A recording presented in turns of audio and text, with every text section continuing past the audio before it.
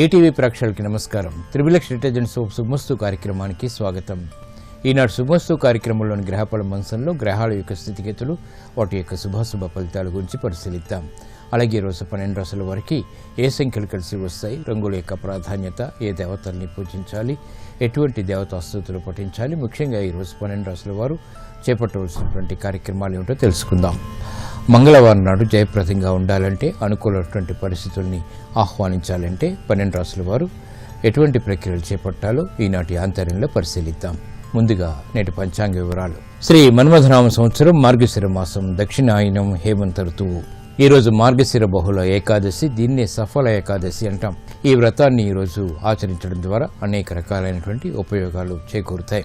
ఈరోజు జయవారం లేదా మంగళవారం. ఈరోజు చేపట్టేటువంటి ఆధ్యాత్మిక కార్యక్రమాలు, పుణ్య కార్యక్రమాలు, కందుల దానం, అలాగే ఎర్రటి గోవుకు చేసేటువంటి పూజాది కార్యక్రమాలు, సుబ్రహ్మణ్య స్వామికి చేసేటువంటి అభిషేకాది కార్యక్రమాలు కుజుడు ద్వారా ఏర్పడేటువంటి ప్రతికూల పరిస్థితిని దూరం చేస్తుంది.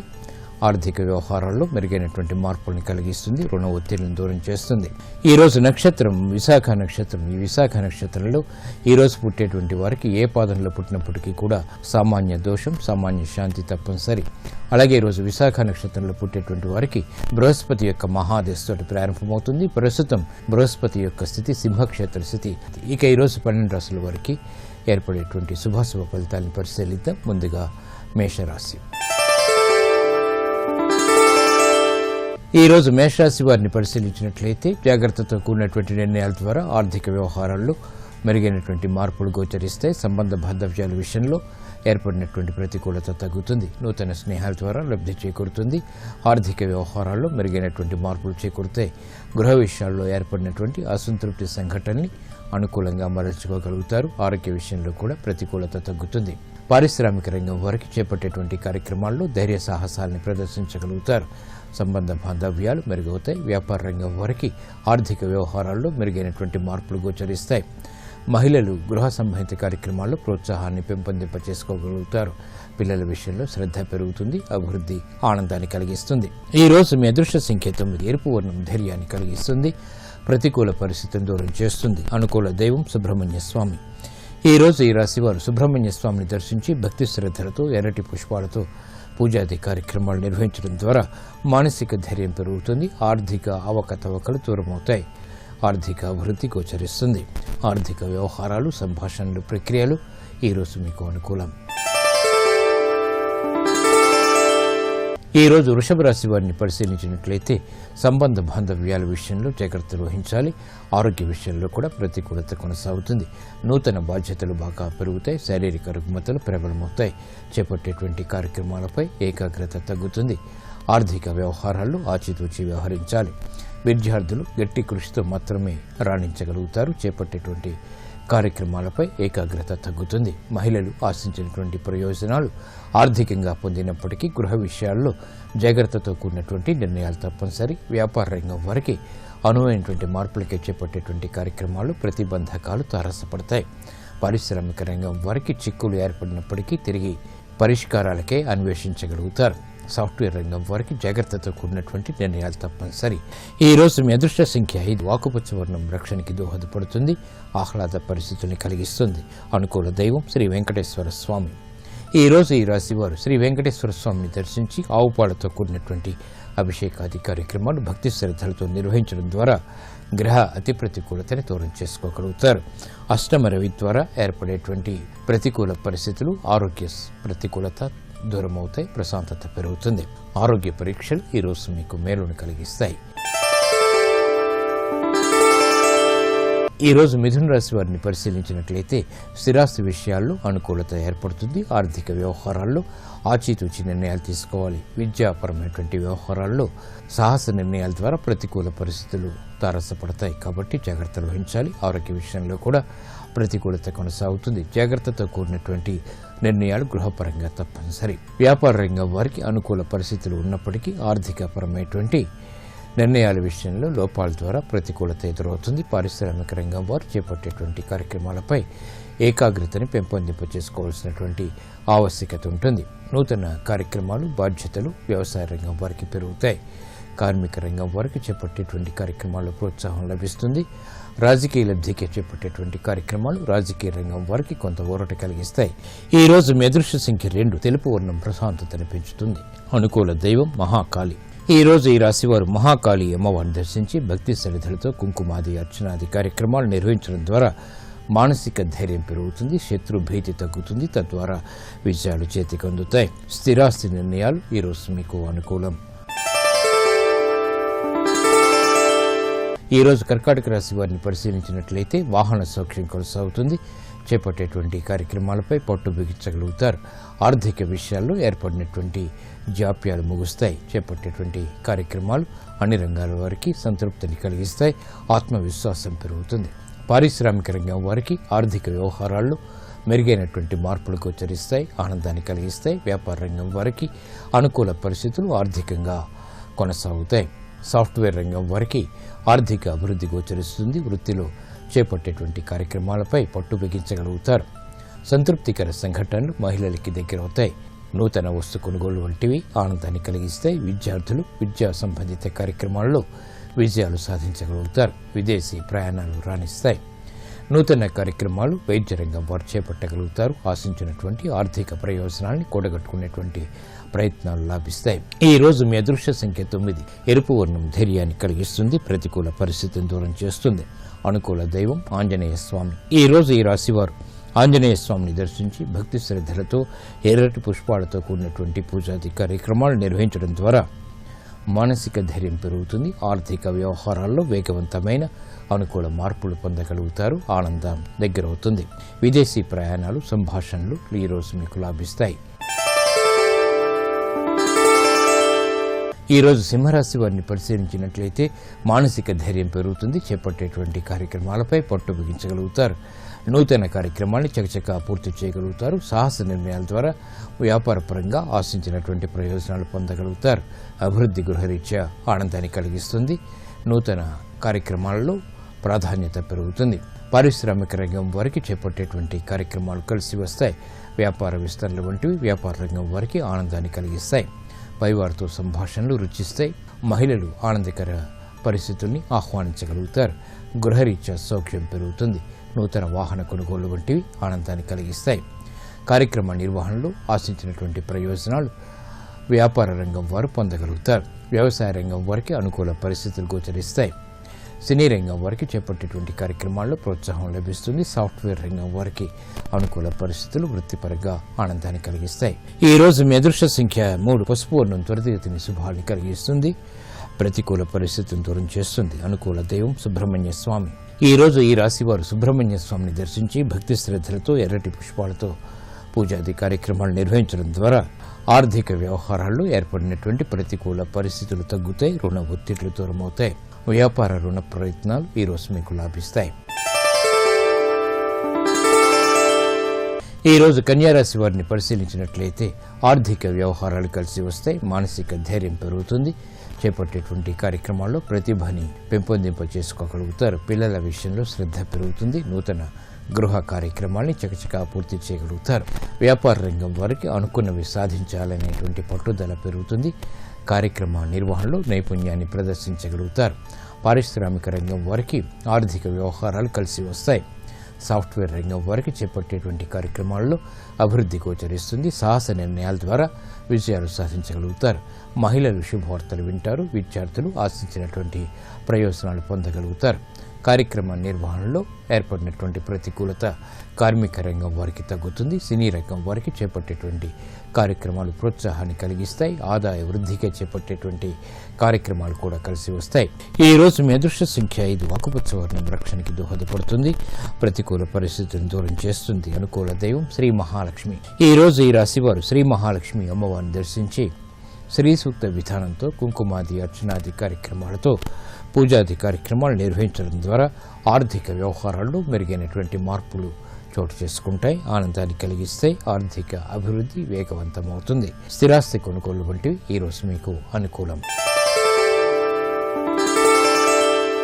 ఈ రోజు తులారాశి వారిని పరిశీలించినట్లయితే ఆరోగ్య విషయంలో జాగ్రత్తలు వహించాలి. స్థిరాస్తి విషయాల్లో కూడా రాజకీయ లబ్ధికే చేపట్టేటువంటి కార్యక్రమాలు మాత్రం కలిసి వస్తాయి. మానసిక ధైర్యం కూడా కొనసాగుతుంది. చేపట్టేటువంటి కార్యక్రమాలపై ఏకాగ్రత పెరుగుతుంది. దూర ప్రయాణాల ద్వారా ప్రయోజనాలు సాధించగలుగుతారు. వ్యాపార రంగం వారికి అనువైనటువంటి మార్పులు ఆర్థికంగా చేకూరుతాయి. అభివృద్ధికి చేపట్టేటువంటి కార్యక్రమాల్లో ప్రోత్సాహాన్ని పెంపొందింప చేసుకోగలుగుతారు. వ్యాపార రంగం వారికి ఆర్థిక సహాయ సహకారాలు పొందగలుగుతారు. కార్యక్రమ నిర్వహణలో ఆశించినటువంటి ప్రయోజనాలు పొందగలుగుతారు. సాఫ్ట్వేర్ రంగం వారికి ఆర్థిక వ్యవహారాలు కలిసి వస్తాయి. గృహ విషయాల్లో ఏర్పడినటువంటి సమస్యలకు పరిష్కారాలు పొందగలుగుతారు.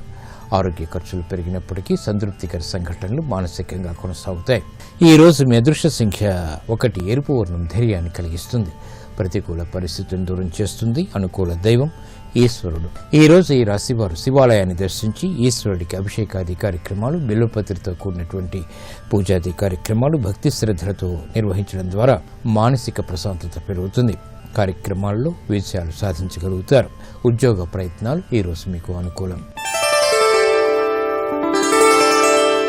ఈ రోజు వృశ్చిక రాశి వారిని పరిశీలించినట్లయితే అలంకరణకి ప్రాధాన్యతనిస్తారు. చేపట్టేటువంటి కార్యక్రమాల్లో ప్రోత్సాహానికి చేసేటువంటి ప్రయత్నాలు కలిసి వస్తాయి. నూతన బాధ్యతలు పెరిగినప్పటికీ సక్రమ నిర్వహణ కొనసాగించగలుగుతారు. ఉద్యోగ సంబంధిత వ్యవహారాల్లో ప్రతికూల పరిస్థితులు తగ్గుతాయి.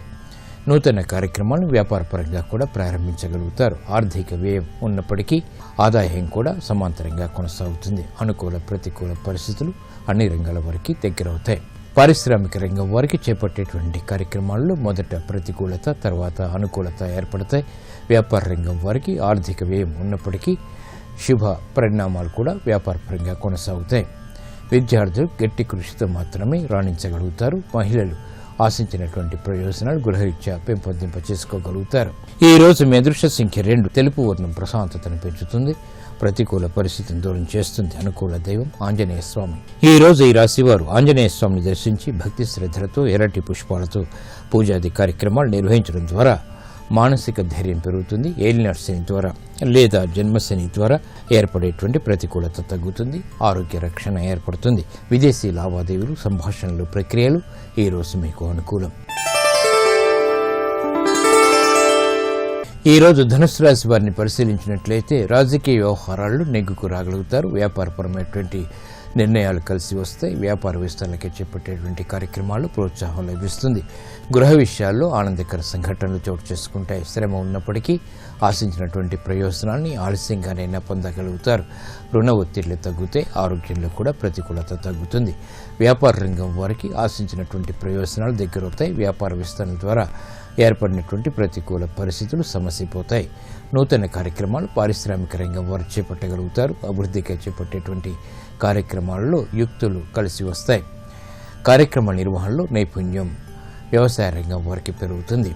సాఫ్ట్వేర్ రంగం వారికి చేపట్టేటువంటి కార్యక్రమాల్లో ఆశించినటువంటి ఆదాయాన్ని పొందగలుగుతారు. మహిళలు ఆరోగ్య విషయంలో ప్రతికూలత తగ్గుతుంది. నూతన కార్యక్రమాలను గృహరీత్యా ప్రారంభించగలుగుతారు. శుభవార్తలు వింటారు. ఈ రోజు మీ అదృష్ట సంఖ్య 5. ఆకుపచ్చ వర్ణం రక్షణకి దోహదపడుతుంది. ప్రతికూల పరిస్థితిని దూరం చేస్తుంది. అనుకూల దైవం శ్రీ వెంకటేశ్వర స్వామి. ఈ రోజు ఈ రాశి వారు శ్రీ వెంకటేశ్వర స్వామిని దర్శించి భక్తి శ్రద్ధలతో తులసి దళాలతో కూడినటువంటి పూజాది కార్యక్రమాలు నిర్వహించడం ద్వారా ఏలినాటి శని ద్వారా ఏర్పడేటువంటి దోషాలు తొలగిపోతాయి. ఆదాయంలో అభివృద్ధి ఏర్పడుతుంది. వ్యయాన్ని నియంత్రించగలుగుతారు. ఆరోగ్య పరీక్షలు ఈరోజు మీకు మేలును కలిగిస్తాయి.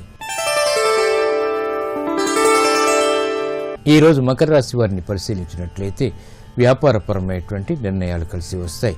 రాజకీయ వ్యవహారాల్లో జాగ్రత్తలు వహించాలి. చేపట్టేటువంటి కార్యక్రమాలు గృహరీత్యా ఊరట కలిగిస్తాయి. బాధ్యతలు బాగా పెరుగుతాయి. శారీరక రుగ్మతలు కూడా పెరుగుతాయి. వ్యవహారాల్లో చుక్కెదురు పరిస్థితుల్ని వేగవంతంగా అధిగమించలేకపోతారు. నూతన సమస్యలు వెలుగులోకి వస్తాయి. వ్యాపార రంగం వారికి చేపట్టేటువంటి కార్యక్రమాలపై శ్రద్ధ తప్పనిసరి. దూకుడు నిర్ణయాల ద్వారా సమస్యలు ఎదురవుతాయి కాబట్టి జాగ్రత్తలు వహించాలి. పారిశ్రామిక రంగం వారికి అధిక వ్యయం ఏర్పడుతుంది. ఆదాయాన్ని కూడగట్టుకునేటువంటి ప్రయత్నాలు కూడా ఊరట కలిగిస్తాయి. విద్యార్థులు గట్టి ప్రయత్నాల ద్వారా రాణించగలుగుతారు. మహిళలు ఆరోగ్య విషయంలో జాగ్రత్తలు పాటించాలి. చేపట్టేటువంటి కార్యక్రమాలపై అలసత్వం పెరుగుతుంది. నూతన బాధ్యతలు కార్మిక రంగం వారికి పెరుగుతాయి. ఈ రోజు మీ అదృష్ట సంఖ్య 9. ఎరుపు వర్ణం ధైర్యాన్ని కలిగిస్తుంది. ప్రతికూల పరిస్థితుల్ని ఎదుర్కొనేటువంటి ధైర్య సాహసాల్ని కలిగిస్తుంది. అనుకూల దైవం శ్రీ వెంకటేశ్వర స్వామి. ఈ రోజు ఈ రాశి వారు శ్రీ వెంకటేశ్వర స్వామిని దర్శించి భక్తి శ్రద్ధలతో తులసి దళాలతో పూజాది కార్యక్రమాలు నిర్వహించడం ద్వారా అష్టమ బృహస్పతి ద్వారా ఏర్పడేటువంటి ప్రతికూలత తగ్గుతుంది, అవమానాలు కూడా దూరమవుతాయి, అభివృద్ధి గోచరిస్తుంది. వ్యాపార ఒప్పందాలు ఈరోజు మీకు అనుకూలిస్తాయి, ఊరట కలిగిస్తాయి. ఈ రోజు కుంభరాశి వారిని పరిశీలించినట్లయితే లాభదాయకమైనటువంటి కార్యక్రమ నిర్వహణ రాజకీయ పరంగా కలిసి వస్తుంది. నూతన నిర్ణయాలకి శ్రీకారం చుట్టగలుగుతారు, బాధ్యతల్ని సక్రమంగా నిర్వహించగలుగుతారు. అనుకూల పరిస్థితులు ఆర్థికంగా ఆనందాన్ని కలిగిస్తాయి. గృహ విషయాల్లో శుభవార్తలు వింటారు. చేపట్టేటువంటి కార్యక్రమాలపై ఏకాగ్రత పెరుగుతుంది. ఓర్పు సహనం ద్వారా ఆశించినటువంటి ప్రయోజనాలు అన్ని రంగాల వారికి దగ్గరవుతాయి. పారిశ్రామిక రంగం వారికి ఆర్థిక వ్యవహారాలు కలిసి వస్తాయి. నిర్ణయాల్ని సునాయాసంగా తీసుకోగలుగుతారు. వ్యాపార రంగం వారికి సునాయాస విజయాలు సిద్ధిస్తాయి. నూతన కార్యక్రమాలు ప్రోత్సాహాన్ని కలిగిస్తాయి. సాఫ్ట్వేర్ రంగం వారికి అభివృద్ధి గోచరిస్తుంది. ప్రణాళికలు అమలు చేయగలుగుతారు, ఆనందం లభిస్తుంది. గృహ విషయాల్లో ఆశించినటువంటి ప్రయోజనాలు మహిళలు పొందగలుగుతారు. విద్యాపరమైనటువంటి విషయాలు విద్యార్థులకి దక్కుతాయి. ఈ రోజు మీ అదృష్ట సంఖ్య 9. ఎరుపు వర్ణం ధైర్యాన్ని కలిగిస్తుంది. ప్రతికూల పరిస్థితులను ఎదుర్కొనేటువంటి శక్తి సామర్థ్యాన్ని కలిగిస్తుంది. అనుకూల దైవం మహాకాళి. ఈ రోజు ఈ రాశి వారు మహాకాళి అమ్మవారిని దర్శించి భక్తి శ్రద్ధలతో ఎర్రటి పుష్పాలతో పూజాది కార్యక్రమాలు నిర్వహించడం ద్వారా మానసిక ధైర్యం పెరుగుతుంది. సునాయాస విషయాలు తద్వారా ఆనందకర పరిస్థితుల్ని ఆహ్వానించగలుగుతారు. కోర్టు సంబంధిత వ్యవహారాలు, ప్రక్రియలు, సంభాషణలు ఈరోజు మీకు అనుకూలం. ఈరోజు మీనరాశి వారిని పరిశీలించినట్లయితే ఆర్థిక వ్యవహారాల్లో జాగ్రత్తలు వహించాలి. ఆరోగ్య విషయంలో కూడా నూతన బాధ్యతలు పెరుగుతాయి. కార్యక్రమ నిర్వహణలో లోపాలు వెలుగులోకి వచ్చేటువంటి సంఘటనలు విస్మయాన్ని కలిగిస్తాయి. ఉద్యోగ సంబంధిత కార్యక్రమాల్లో 1-2 సార్లు పరిశీలించి తీసుకున్నటువంటి నిర్ణయాలు మాత్రమే కలిసి వస్తాయి. బాధ్యతల్ని విస్మరించలేకపోతారు. పారిశ్రామిక రంగం వారికి అధిక ఒత్తిళ్లు పెరుగుతాయి. నూతన కార్యక్రమాల్లో ఏర్పడినటువంటి ప్రతికూలత ప్రబలమవుతుంది. వ్యాపార రంగం వారికి చేపట్టేటువంటి కార్యక్రమాలని పదే చేయవలసినటువంటి ఆవశ్యకత ఉంటుంది. వైద్య రంగం వారికి అయోమయ పరిస్థితులు ఏర్పడినప్పటికీ తిరిగి సర్దుమణుగుతాయి. సాఫ్ట్వేర్ రంగం వారికి దూకుడు నిర్ణయాల ద్వారా సమస్యలు ఎదురవుతాయి. ఆర్థిక వ్యవహారాల్లో అత్యుత్సాహం ద్వారా సమస్యల్ని ఆహ్వానిస్తారు, కాబట్టి జాగ్రత్తలు వహించాలి. ఈ రోజు మీ అదృష్ట సంఖ్య 5. ఆకుపచ్చ వర్ణం రక్షణకి దోహదపడుతుంది. ప్రతికూల పరిస్థితుల్ని ఆహ్వానిస్తుంది. అనుకూల దైవం శ్రీ మహావిష్ణువు. ఈ రోజు ఈ రాశి వారు శ్రీ మహావిష్ణువుని దర్శించి విష్ణు సహస్రనామాన్ని భక్తి శ్రద్ధలతో పఠించడం ద్వారా లేదా వినటం ద్వారా తులసి దళాలతో కూడినటువంటి పూజాది కార్యక్రమాలు నిర్వహించడం ద్వారా గ్రహ అతి ప్రతికూలతని దూరం చేసుకోగలుగుతారు. అష్టమ కుజ చంద్రుల ద్వారా ఏర్పడేటువంటి అతి ప్రమాదాలు దూరమవుతాయి. విద్యా ప్రయత్నాలు ఈరోజు మీకు అనుకూలం.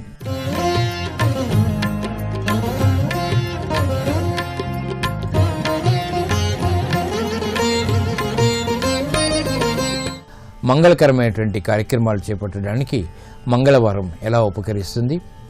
కార్యక్రమాల్లో విజయాలు సాధించాలంటే మంగళవారం నాడు ఎటువంటి ప్రక్రియలు చేపట్టాలి? మంగళవారం కుజగ్రహానికి సంబంధించినటువంటి రోజు.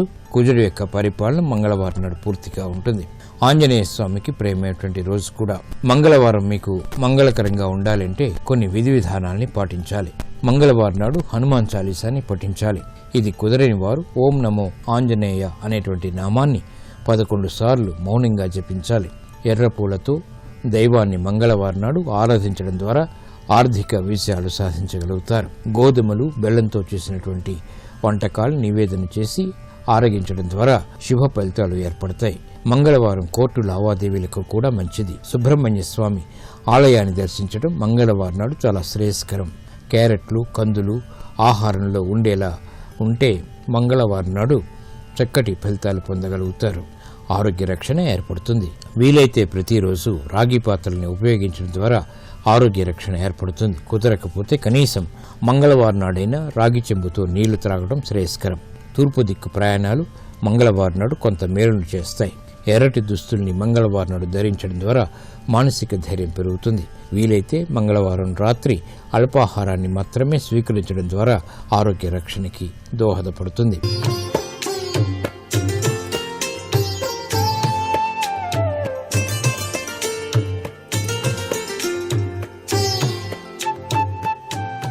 XXX డిటర్జెంట్ సోప్ శుభమస్తు కార్యక్రమంలో గృహబలం అంశానికి స్వాగతం. వాస్తుశాస్త్రరీత్యా చక్కటి యోగవంతమైనటువంటి కిరణపుంజాలు గృహంలోకి ప్రవేశించాలి తప్ప వేరే అనర్థదాయకమైనటువంటి కిరణాలు ఇంటిలోనికి కనుక ప్రవేశించినట్లయితే అనేక విపత్కర పరిస్థితుల్ని ఎదుర్కోవాల్సి వస్తుంది.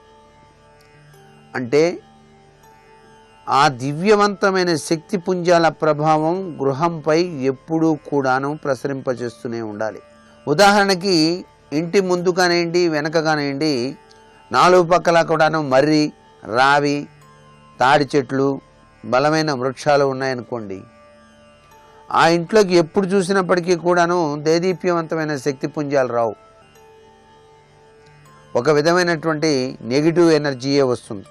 ఆ ప్రదేశాన్ని గుర్తించి రాగి లేక ఇత్తడితో చేసినటువంటి స్ఫటికంతో తయారు చేసినటువంటి రాడ్ని అడ్డంగా గనక ఉంచినట్లయితే ఆ ప్రదేశంలో ఈ యొక్క ప్రభావం నుంచి బయలుపడటానికి ఆస్కారం ఉంటుంది. అలా గనక చేయకపోయినట్లయితే ఇతరులతో తగాదాలు, మానసికమైనటువంటి ఆవేదనలు అత్యధికంగా ఉంటాయి అని చెప్పేసి శాస్త్రం. అందుకే ఇంటి చుట్టూతా కూడాను 4 వైపులా కూడా మహావృక్షాలు పెంచకూడదు. అవి కూడా ఉపయుక్తమైనటువంటి వృక్షాలు ఉండటం చాలా మంచిది.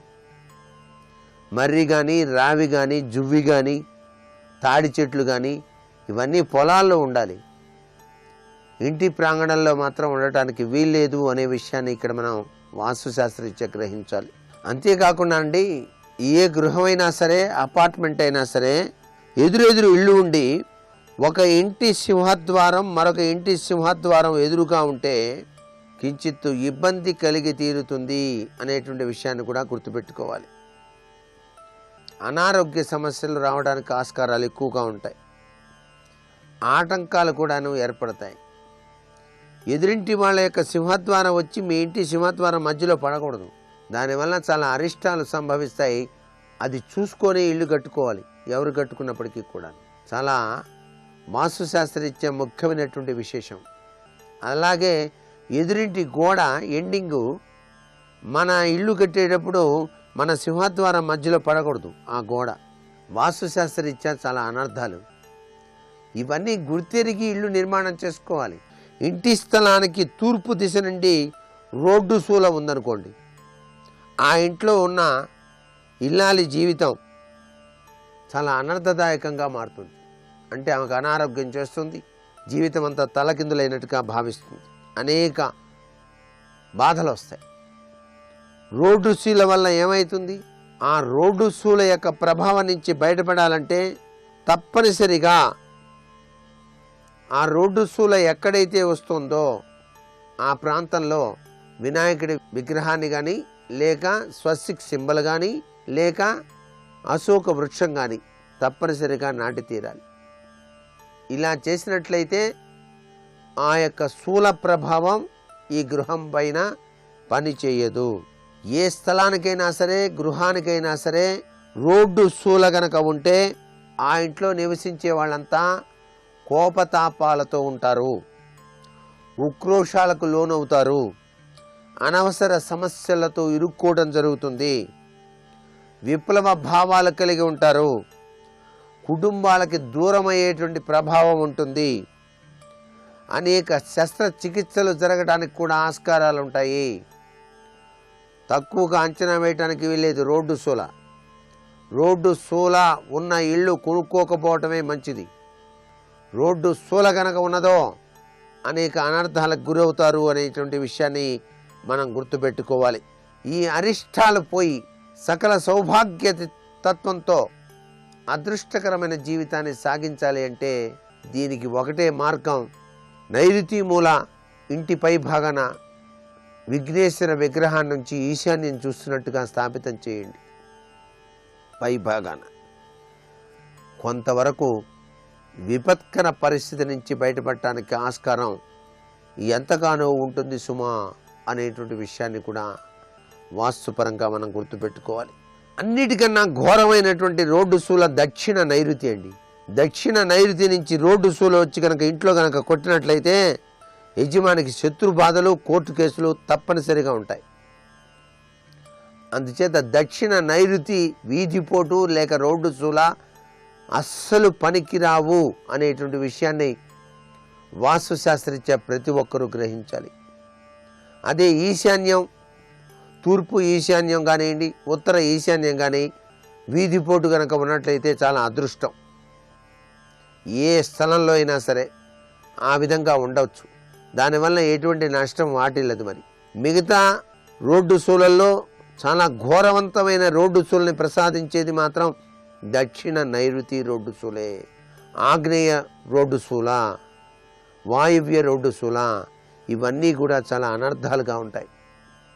ఈ రోడ్డు శూల ప్రభావాల నుంచి బయటపడాలి. మరి ఎట్లా అన్నప్పుడు దీనికి సంబంధించి వాస్తు నివారణ యంత్రం కానివ్వండి, లేక వినాయక స్వామిని ప్రతిష్ఠించడం కానివ్వండి, లేక అశోక వృక్ష స్థాపన చేయటం కానివ్వండి, తప్పనిసరిగా ఆ రోడ్డు శూల వచ్చి తగిలే ప్రాంతంలో వేయటం మాత్రం మరువకండి. ఇది కనుక చేసినట్లయితే చక్కటి యోగవంతమైన ప్రభావంతో జీవితాన్ని గడపడానికి ఆస్కారం ఎక్కువగా ఉంటుంది. వేధాదోషాలు అనేక రకాలుగా చెప్పారు. ఆ వేధ అనేది లేకుండా చేసుకోవాలి ప్రతి వాళ్ళు కూడాను. వేధ అంటే బాధ. ఆ వేధాదోషాలు ఏ విధంగా అయినా రావచ్చు. కొంతమంది చెట్లు పెంచుతారు, పెద్ద పెద్ద చెట్లు. ఆ చెట్లు పెంచినప్పుడు గృహం కడితే ఆ గృహం మధ్యలోకి ఆ చెట్టు వచ్చి కూర్చుంటుంది. అది వృక్షవేధ అని చెప్పేసి అంటారండి శాస్త్రంలో. అది ఎంత అరిష్టమో చెప్పలేం. అయ్యో చెట్టు బాగా పెంచానండి, దాన్ని పడగొట్టడం ఇష్టం లేదండి, మేమేం చేయాలంటే మనం ఏం చేసేది లేదు. గుట్టలు కలిగినటువంటి దగ్గర ఇళ్ళు గనక నిర్మాణం చేస్తే అది కూడా దోషమే. ఆ కొండల కింద ఇళ్ళు నిర్మాణం చేస్తారు చాలామంది. ఆ కొండపై నుంచి రాళ్ళు వచ్చి ఇంటి మీద పడితే ఏమవుతుంది? చాలా పొరపాటు.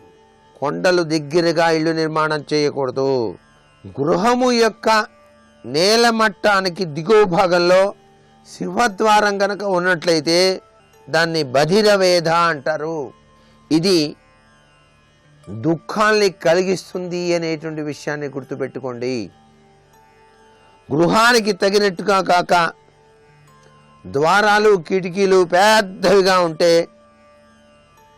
దిక్వక్త వేధ అంటారు. ఇది నష్టాన్ని కలిగిస్తుంది. ఇంటి స్థలానికి తగినట్లుగా కాకుండా తక్కువ ఎత్తుగల గృహం అయితే చిపిట వేధ అంటారు. దీనివల్ల సత్సాంగత్యం అనేటువంటిది జరగదు. ఇవన్నీ కూడా వాస్తుశాస్త్రంలో చెప్పినటువంటి ముఖ్య అంశాలు. ఏది ఏమైనప్పటికీ రోడ్డు శూల ఒకటి, వేధాదోషాలు ఒకటి, ఇవన్నీ లేకుండా చక్కగా గృహ నిర్మాణం కనుక చేసుకున్నట్లయితే సర్వే సర్వత్రా శుభదాయకవంతమైన ప్రభావంతో జీవితాన్ని గడపడానికి ఆస్కారం ఎంతగానో ఉంటుంది కదా. మరి గృహ ప్రవేశ సమయంలో ప్రతి గుమ్మానికి కూడాను పసుపు కుంకుమ బొట్లతో అలంకరించి ప్రతి గుమ్మానికి కూడాను కొబ్బరికాయ కొట్టి నిమ్మకాయ 2 ముక్కలుగా చేసి వాటిపై పసుపు కుంకుమ వేసి గుమ్మానికి అటు ఇటు కూడా పెట్టాలి. గుమ్మడికాయపై కర్పూరం వెలిగించి కొట్టాలి.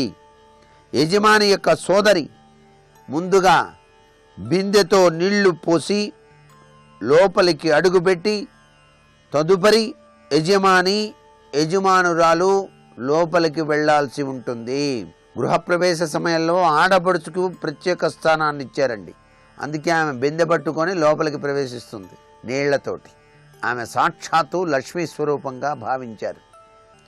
ఈశాన్యంలో లక్ష్మి, సరస్వతి, శ్రీరామ పట్టాభిషేకం, సత్యనారాయణ స్వామివారి యొక్క ఫోటోలు ఉంచి ధూప దీప నైవేద్యములు అనంతరం ఆగ్నేయంలో పొయ్యికి పసుపు కుంకుమ గంధంతో అలంకరించి పొయ్యి వెలిగించి కంచు పాత్రలో పాలు పోసి ముమ్మారు పొంగించిన పిదప ఆ పాలలో బియ్యం వేసి బెల్లంతో పరమాణం చేసుకొని ఇష్టదైవానికి ఆ పరమాణాన్ని నైవేద్యంగా సమర్పించుకొని అనంతరం కుటుంబ సభ్యులందరూ కూడాను దాన్ని మహాప్రసాదంగా తీసుకొని ఆ రోజు కుటుంబ సభ్యులు నిద్ర చేసి మరుసటి రోజున ఆచార ప్రకారంగా సత్యనారాయణ వ్రతం చేసుకొని ఆడపిల్లలకు నూతన వస్త్రాలు పెట్టి బంధువులకు గృహ నిర్మాణంలో పనిచేసిన తాపీ వారికి వడ్రంగి వారికి వస్త్రాదులు సమర్పించుకొని భోజనాలు పెట్టి ఆ గృహమును శాంతింపచేస్తే వాస్తు పురుషుడు సంతృప్తి చెందుతాడు సుమా అని చెప్పేసి సాంప్రదాయ రీత్యా మనం గృహం కట్టుకున్న తర్వాత చేయవలసినటువంటి విశేషాంశం. మరికొన్ని ముఖ్య విషయాలు రేపటి శుభమస్తు కార్యక్రమంలో తెలుసుకుందామా? మరి సర్వే జనా సుఖినో భవంతు.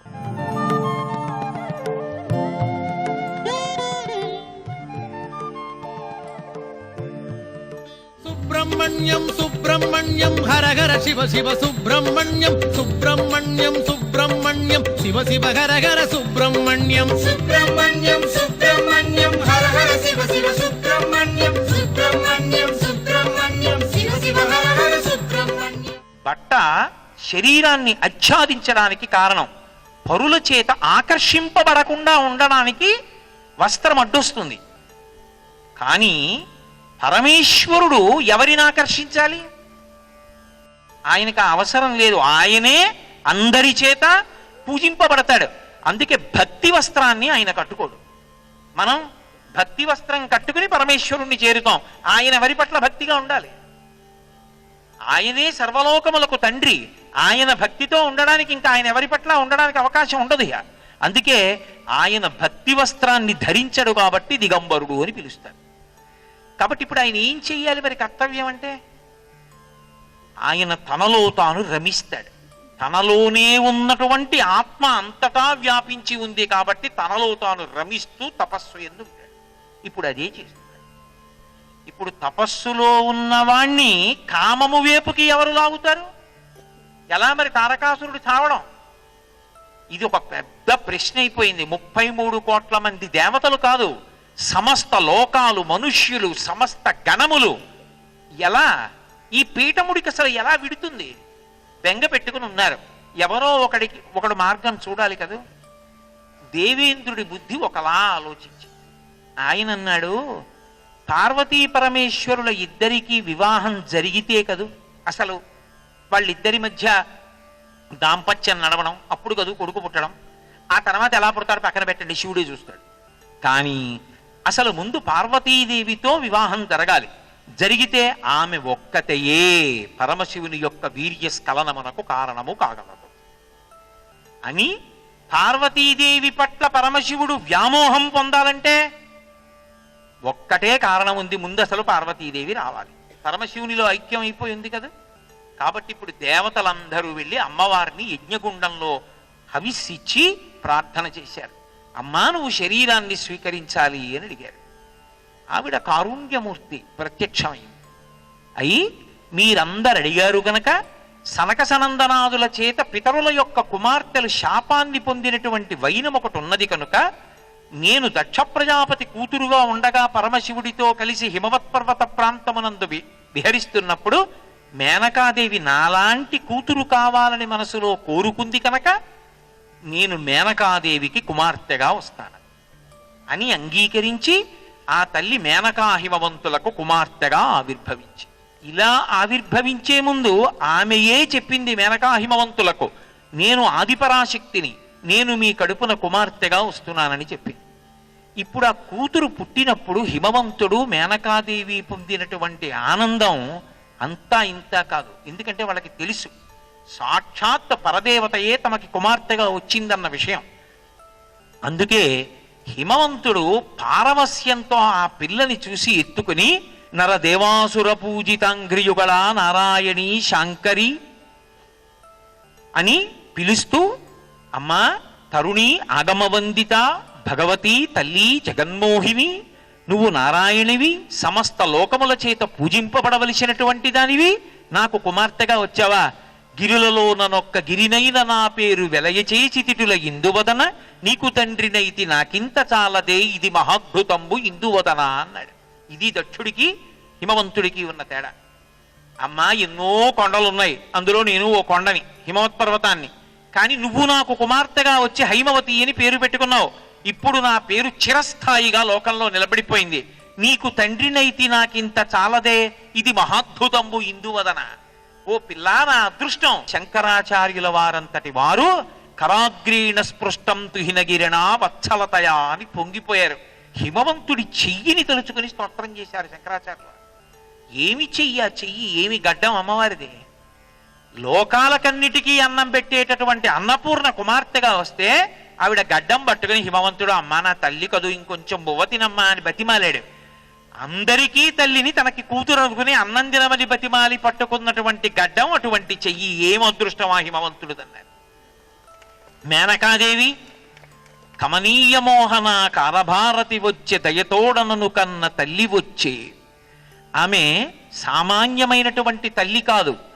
కమనీయ మోహన కారభారతి వచ్చే దయతోడనను కన్న తల్లి వచ్చే. ఆమెయే సరస్వతి, ఆమెయే లక్ష్మి, ఆమెయే పార్వతి. అటువంటి తల్లి భూరి లోకైక విభూతిదారిడి వచ్చే మంగళపావన గంగ వచ్చే. తెరగొప్ప దేవాది దేవవల్లభ వచ్చే. మానితంబగు మహామాయ వచ్చే. చాతుర్య గాంభీర్య జగతి కన్నియ వచ్చే. లాలిత సంపద లక్ష్మి వచ్చే. తల్లి వచ్చెను నన్నేల తల్లి వచ్చే. బాలవచ్చెను ప్రౌఢైక బాలవచ్చే అని ఆ మేనకాదేవి పరవశించిపోయింది. ఎటువంటిది వచ్చింది? పార్వతీదేవి నా ఇంట పుట్టింది, సరస్వతీదేవి పుట్టింది, లక్ష్మీదేవి పుట్టింది, మంగళపావన గంగ వచ్చే. ఆ గంగమ్మ లోకాల్ని పవిత్రం చెయ్యగలిగినటువంటి తల్లి నా ఇంట పుట్టింది. సాక్షాత్తు అందరూ కొలిచేటటువంటి అమ్మల గన్నయమ్మ ముగురమ్మల మూలపుటమ్మ చాలా పెద్దమ్మ నా ఇంట నా కుమార్తెగా వచ్చింది. బాలవచ్చెను ప్రౌఢైక బాలవచ్చే. బాలారూపంతో ఇంట్లో తిరిగేటటువంటి పిల్ల నిజంగా నా ఇంట బాలగా ఆడుకుంటాను. బాలవచ్చెను ప్రౌఢైక బాలవచ్చే అని పరవశించిపోయి మేనకాదేవి హిమవంతుడు ఆ పిల్లని పెంచుతున్నారు. కొంతకాలం అయింది. పరమశివుడు హిమాలయ పర్వత ప్రాంతముల యందు తపస్సు చేసుకుంటున్నాడు. తపస్సు చేసుకుంటున్నటువంటి ఆ పరమశివుడికి పార్వతీదేవిని తీసుకెళ్లి పరిచర్య చెయ్యడానికి అప్పచెప్పారు. ఆవిడ పరిచర్య చేస్తోంది. ఇది గమనించాడు దేవేంద్రుడు. పరమశివుడికి దగ్గరగా పార్వతీదేవి తిరుగుతోంది. ఆయనకి తెలియదా ఆమె తన ఇల్లాలని? కానీ దేనికైనా కూడా ఒక నిష్ఠ, ఒక మర్యాద అనేటటువంటివి ఉంటాయి. ఓ పూజ చేసేటప్పుడు మడిబట్ట కట్టుకోవడం ఎందుకండి? మడిబట్ట కట్టుకోకపోతే పూజలో మనసు నిలబడదా? అంటే మనసుని నిలబెట్టడానికి ముందు కొన్ని ఉపకరణాలు కావలసి ఉంటాయి. మనసు ఎలా పడితే అలా నిలబడదు. ఆయన ఎక్కడో అమెరికాలో చదువుకుని వచ్చినటువంటి డాక్టర్ గారే కావచ్చు, కానీ గోరు చుట్టూ కొయ్యాలన్నా ఆయన ఒక ప్రత్యేక రంగుతో కూడుకున్నటువంటి బట్టలు వేసుకుంటాడు. ఓ రక్షక భటుడు వీధిలో నించుంటే ఒక రంగు బట్టలు వేసుకోకపోతే వస్తున్న వాహనాలను ఆపలేడా? కానీ ఒక రకమైన వస్త్రధారణ చేసినప్పుడు అందులో ఒక పూనిక కలుగుతుంది. ఓ ఉపన్యాసం చెప్పడానికి వచ్చినప్పుడు నేను ఇలా పంచె కట్టుకోకుండా ఇంకోలా ప్యాంటు చొక్కా వేసుకొస్తే చెప్పలేనా? అలా చెప్పకూడదు. దేన్ని చేస్తున్నప్పుడు దానికి సంబంధించినటువంటి సంప్రదాయ నిష్ఠ పాటిస్తేనే మనసు అలా లగ్నం. కాబట్టి ఆయన తపస్సు ఎందున్నాడు. తపస్సు ఎందున్నవాడు ఈమె నాకు పూర్వం భార్య అండి, ఇప్పుడు వచ్చిందండి అని దొంగచూపు చూస్తూ ఉండడం, ఆమెని చూసి మురిసిపోతూ ఉండడం. అలా అయితే పరమశివుడు ఎందుకు అవుతాడు? లోకానికి మార్గదర్శకుడు ఎందుకు అవుతాడు? అందుకని ఆయన మనస్సు చెల్లించడు. ఆయన మనస్సంతా తపస్సు ఎందే ఉంటుంది. కదలని మనస్సుతో ఆయన ఉన్నాడు. ఇప్పుడు ఆయన మనసు పార్వతీదేవి పట్ల ఆకర్షితం కావాలి. ఎప్పటికో అవుతుంది, స్వీకరిస్తాడు. అమ్మవారిని స్వీకరించకుండా ఎందుకుంటాడు? అవుతుంది పార్వతీ కళ్యాణం. తొందరపడ్డాడు ఇంద్రుడు. ఎంత తొందరగా వీళ్ళిద్దరూ కలుస్తారు ఆలోచించాడు. ఆలోచించి దానికి సహాయంగా మన్మధుణ్ణి పిలిచాడు. పిలిచి, ఓ మన్మథ, నువ్వు నాకు ఉపకారం చేసి పెట్టాలి, తొందరగా వెళ్ళు. పరమశివుడు తపస్సు చేస్తున్న వేళలో పార్వతీదేవి పుష్పములు, జలము, దర్భలు ఇటువంటివి తెచ్చి అందిస్తూ ఉంటుంది. ఆమె ఆయన ముందున్నప్పుడు, ఆయన కళ్ళు తెరిచి ఉన్నప్పుడు నీ బాణాల్ని ప్రయోగించు. నీ బాణప్రయోగం చేత పరమశివుని యందు మనసులో మార్పు వస్తుంది. ఆ మార్పు వలన పార్వతీదేవి పట్ల ఆకర్షితుడవుతాడు. ఇద్దరికీ కళ్యాణం అవుతుంది. కొడుకు పుడతాడు. ఎలా పుడతాడన్నది పరమశివ నిర్ణయం. అనుగ్రహిస్తాడు. తారకాసుర సంహారం అయిపోతుంది. అందుకని తొందరగా వెళ్ళి బాణం వెయ్యన్నాడు. చాలామంది వెంటనే మన్మథుడు వెళ్ళిపోయాడు అనుకుంటారు, కానీ ఆయన అలా వెళ్ళలేదు. ఆయన అన్నాడు, పుండరీకాక్షుని పుత్రుండనయ్యుండి ఇభచర్మధరుపైకి ఎట్లు పోదు, పోయిన అద్దేవు భూరి ప్రతాపాగ్ని నిరయంగా నా తేజమెందు నిలచు, నిలచిన పరమేశు మూర్తుని కొనుగొని ఎదురు విజృంభించి ఎట్లు ఒత్తు వచ్చిన మా తండ్రి వావిరి కోపించి ఏ చూపు చూచునో అనచు వెరతో వెరతునయ్య ఎన్ని విధముల చెప్పినా నిక్కంబు మృగకొరేషునోర్వ మృగముతరమే. ఇంద్ర, నువ్వు చెప్తున్నావు వెళ్ళమని, కానీ వెళ్ళిన తరువాత అసలు పరమశివుడి వంక ఇలా చూశాననుకో, ఆయన మీద బాణం వేద్దామంటే లోకములను కన్న తండ్రి మీద కొడుకు అటువంటి బాణాలు వెయ్యొచ్చా? అటువంటి పనులు చెయ్యొచ్చా? పుండరీకాక్షుని పుత్రుండనయ్యుండి ఇభచర్మధరుపైకి ఎట్లు పోదు. నేను శ్రీ మహావిష్ణువు కొడుకుని, శివకేశవులకు అభేదం. అటువంటి విష్ణువుకి కుమారుణ్ణయి పరమశివుడి మీదకి యుద్ధానికి వెళ్ళనా బాణం వేయడానికి? ఇభచర్మధరుపైకి ఎట్లు పోదు. పోయిన అద్దేవు భూరి ప్రతాపగ్ని కనుగొని ఎదిరించి ఎట్లు వత్తు. ఆయన ప్రతాపం సామాన్యమైందా? ఆయన లేచి నిలబడితే ఆయన మీద బాణాలు అయినా నేను నాకున్న పుష్ప బాణాలు ఎలా సాధ్యం అవుతుంది? ఇది నేను చేసే పనే. ఒకవేళ నిజంగా ఆయన నిలబడ్డాడనుకో, ఎదురుగుండా పరమేశు మూర్తిని కొనుగొని ఎదురు విజృంభించి ఎట్లు ఒత్తు. పరమేశ్వరుడి మీద విజృంభించి బాణాలు వేసి కామమోహితుడిని చేసి వెనక్కి రానా? ఒకవేళ గెలిచాననుకో, పరమేశ్వరుడు కామమోహితుడయ్యాడనుకో, నేను ఇంటికి వచ్చిన తరువాత నా తండ్రి వావిరి కోపించి ఏ చూపు చూచునో అనచు వెరతో, నా తండ్రి శ్రీ మహావిష్ణువు వీధిలో నిలబడి, ఇంత మొనగాడివా, పరమశివుడి మీద బాణాలేస్తావా, తండ్రికి కామం కలిగేటట్టు కొడుకు బాణం వేయడమా, అలా ప్రవర్తించచ్చా అని నా తండ్రి పరమధర్మాత్ముడు, ధర్మం కోసం నిలబడతాడు విష్ణువు.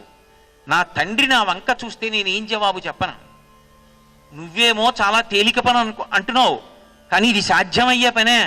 మృగకులేషునోర్వ మృగముతరమే. ఓ జింక వెళ్ళి సింహాన్ని చంపిరా అంటే అవుతుందా? ఆ సింహాన్ని పట్టుకు రాగలదా? ఎలా జరుగుతుందయ్యా అన్నాడు. అంటే ఆయన అన్నాడు, ఇంద్రుడు, అయ్యో ఎందుకయ్యా, పొందుగాని పనికి పొమ్మందునే నిన్ను చింతయేల ఇట్టి చిన్న పనికి.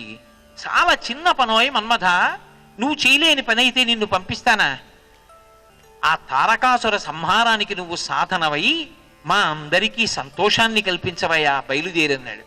పాపం బాధపడుతూ వెళ్ళాడు రతీదేవి దగ్గరికి. వెళ్ళి చెప్పాడు, ఎందుకంటే మొదటి ఇబ్బంది ఆవిడికే కదూ, పసుపు కుంకాలకి. ఆవిడితో చెప్పాడు పరమశివుడి మీదకి ఎడుతున్నానని. ఆవిడంది, పరమశివుడి మీదకి యుద్ధానికి వెళ్ళడం ఏమిటయ్యా, ఎంతటి వాడని చెప్పవచ్చు. ఈ భూమియు ఆకాశంబు జలపూరము ఆత్మ అగ్నియున్ గాలియు సోముడున్ చండభానుడుగు సూర్యుడు ఆతడు తాను బ్రహ్మయున్ తామరసాక్షుడున్ అతని తత్వముగానరు నీకు శక్యమే. ఈ పృథివ్యాపస్తేజోవాయురాకాశాలకు కానీ, సూర్యచంద్రులకు కానీ, బ్రహ్మ విష్ణువాదులకు కానీ ఆయన యొక్క శక్తి తెలియదు. అటువంటి వాడి మీద యుద్ధానికి ఎడతావా? నశించిపోతావు. నా పసుపు కుంకాలతో వ్యవహారం అయ్యా, ఎందుకు ఎడతావు? నా మాట విని వద్దంది. కాదు కాదు, ఇంద్రుడి ఆజ్ఞ వెళ్ళి తీరాలి, నేను వస్తాను పదండి. ఇద్దరూ కలిసి బయలుదేరారు. వసంతుడు వచ్చాడు. వెళ్ళి పరమశివుడు కన్నులు తెరిచిన వేళ, పార్వతీదేవి సపర్య చేస్తున్న వేళ చూసి పొదచాటు నుంచి బాణప్రయోగం చేశాడు. పరమశివుడి మనసులో చిన్న వికారం కలిగింది, నిభాయించుకున్నాడు.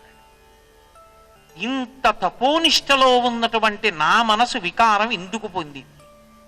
కర్తవ్య భంగం వచ్చింది కదా, అలా ఉండకూడదు కదా. ఇది చాలా గొప్ప విషయం, తన మనసుని తాను పరిశీలించుకోవడం. లోకములన్నీయున్ గెలిచినాడవు, ఇంద్రియానీకము చిత్తమున్ గెలువనేరవు, నిన్ను నిబద్ధు చేయు భీషణ శత్రులార్వుర ప్రభిన్నుల చేసిన ప్రాణికోటిలో నీకు విరోధి లేడొకడు నిర్పున చూడుము ధనవేశ్వర అంటాడు ప్రహ్లాదుడు. ఊళ్ళో వాళ్ళందరి విషయాలు మాట్లాడడం తేలిక, నీ మనసుని నువ్వు పరిశీలించు. తన మనసుని తాను పరిశీలించుకోవడం అంత తేలికైన విషయం కాదు, తన మనసుని తాను నిగ్రహించడం అంతకన్నా తేలికైన విషయం కాదు. కాబట్టి ఎందుకు నా మనసు కదిలింది తపోనిష్టలో ఉండగా ఆలోచించి మన్మధుడు బాణప్రయోగం చేశాడా? హద్దు మీరాడు. అలా చెయ్యకూడని వాడు, నాకు బిడ్డడితో సమానమైన వాడు తండ్రి మీద మన్మథబాణం వేస్తాడా? ఒక్కసారి పరికించి చూశాడు, పొదల చాటున కనబడ్డాడు. మూడో కన్ను తెరిచాడు. భుగభుగమను పెనుమంటలు భగభగమని మండనంతా జగములు అంతం. ఒక్కసారి లోకమంతా కూడా భుగభుగమని పెనుమంటలు వచ్చాయి. రావడం ఏమిటి, ఆ ఎదురుగుండా ఉన్నటువంటి మన్మధుడు భస్మరాశి కింద పడిపోయాడు. ఆ భస్మరాశి పడిపోగానే పరమశివుడు ఉత్తరక్షణం అక్కడి నుంచి లేచి, తపస్సులో కోపం రావడం కూడా దోషమే, తపో భంగమైంది నాకు అని చెప్పి అక్కడి నుంచి లేచి ఆ పర్వత ప్రాంతానికి ఇంకొక వైపు ఉన్న దిక్కుగా వెళ్ళిపోయాడు. పార్వతీదేవిని హిమవంతుడు తీసుకెళ్ళిపోయాడు. అయ్యో ఇంత అల్లరి జరిగిందే అని మన్మధుడు బూడిద కుప్ప అయిపోయాడు. కుమార సంభవం మాట దేవుడు ఎరుగు, లోకాలకి ఇబ్బంది వచ్చింది. ఏమిటి ఇబ్బంది? ఎక్కడా ఏ స్త్రీ పురుషుల మధ్య కూడా ఆకర్షణ లేదు. ఎవరికి ఎక్కడా బిడ్డలు పుట్టడం మానేశారు. దానికి మీరెందుకండి గుండెలు బాదుకోవడం? పుట్టకపోతే గొడవ వదిలిపోయింది కదా, అందరూ పరమేశ్వర సన్నిధానంలో ఉంటారు, సంతోషంగా ఉంటారు కదా, పుట్టబట్టి కదా ఈ అల్లరంతా. వేదం ధర్మం కర్మ అన్నీ తెలుసుకోవడం, చేయడం, నానా ఆగచాట్లు పడ్డం, మనసుని స్థిరీకరించుకోవడం, సాధన చేసుకోవడం, ఇవన్నీని. ఏమీ లేకపోతే గొడవ ఏముందండి? మన్మధుడు కాలిపోయాడు, మన్మథ బాణాలు పడవు, కాబట్టి లోకం ప్రశాంతంగా ఉంది కదా, మీరెందుకు అలా ఓహో అల్లరపడిపోయి కుమార సంభవం అని గొడవ పడిపోతున్నారు అంటారేమో. శరీరమును కాని పొందలేదనుకోండి, పుణ్యపాపములను అనుభవించడానికి సాధనం ఉండదు. 3 రుణాలలో ఒక రుణమైనటువంటి పితృ రుణాన్ని తీర్చుకునేటటువంటి అవకాశం ఉండదు. సర్వం శ్రీ ఉమామహేశ్వర పరబ్రహ్మార్పణమస్తు. స్వస్తి.